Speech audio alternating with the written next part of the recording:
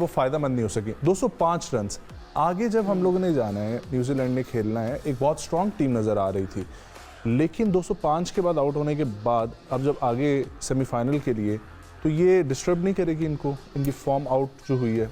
जबकि बिल्कुल form out तो हुई है, मगर ये वापस रिकवरी में बड़ा अहम किरदार अदा करते हैं गोरे, जल्दी से कम बैक करते हैं, अपनी स्ट्रैटेजी बनाते हैं वापस गेम में आके। और होम कंडीशन यही थी कि स्पिनर्स को देखें आपने किस तरह से प्रॉब्लम में डाल, स्पिनर्स किस तरह से बैटर्स को प्रॉब्लम में डालें, क्योंकि न्यूजीलैंडर जो हैं फास्ट बॉलिंग पे अच्छा खेलते हैं। कुलदीप हो गए, 4 स्पिनर्स खेल रहे हैं। अब आगे जो है वो अगली कंडीशंस किस तरह से होती हैं, जो पिचेस बनेंगी वो किस तरह की होंगी दुबई में, क्योंकि ये तो लो बाउंस भी था और बॉल पे स्पिन भी हो रहा था, बैकफुट पे जा रहे हैं तो कॉर्ड भी हो रहे हैं, रॉन्ग वन बॉल जो वरुण कर रहे थे वो भी रीड नहीं हो रही थी। तो कहीं ना कहीं एक बॉलर की क्वालिटी होती है और कहीं ना कहीं पिच का सर्विस होता है, जो जहाँ पर बॉल जब पिच होता है तो वो किस तरह से लो इसका बाउंसर रह रहा है या बॉल इवन आ रहा है। तो मेरे ख्याल में अब टीम अच्छी है। विलियमसन आउटस्टैंडिंग बैटिंग कर रहे हैं न्यूजीलैंड के, जो पूरे मैच को लेके चलते हैं। बिल्कुल, आपने विलियमसन की बात की। उस्मान, आपसे शुरू।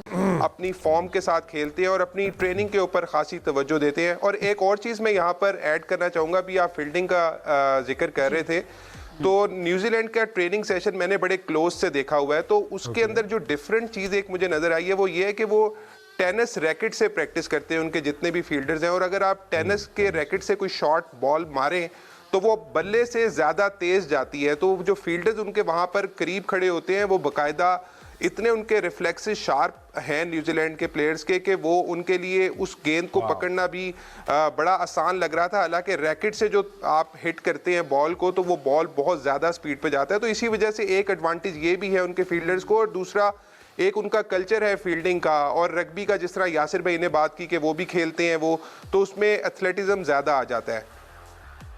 तो जी शॉट की वजह से कितना बड़ा धचका ऑस्ट्रेलिया को? I think it's a big loss. The man was in form और उन्होंने एक हर मैच में एक फाउंडेशन उन्होंने सेटल की, यू नो। वो कहते हैं ना कि ऑस्ट्रेलियन टीम्स की यही बात है कि वो फ्रंट से लीड करते, कोई भी हो, वो अपने ऊपर लेके और पूरा गेम को रिस्पॉन्सिबिलिटी फील करते हैं।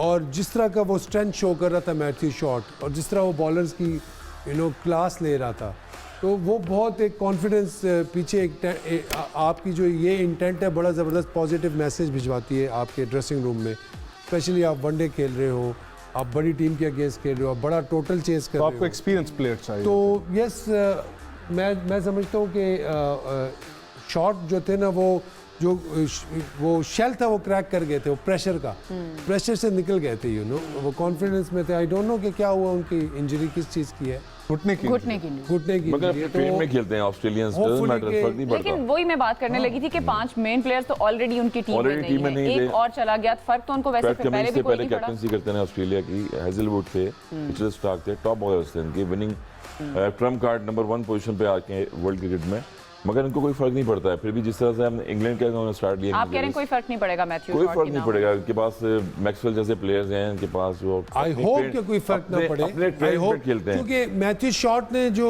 प्रूव किया ना पॉइंट अपना, ठीक है, उसकी वजह से उनकी बैटिंग को बड़ी स्ट्रेंथ मिली है। तो मैं चाहता हूँ कि चले कनोली आ जाए, मतलब मोमेंटम ये कॉपर तनोली नहीं है। वो मैं कह रहा हूँ जो भी प्लेयर आते हैं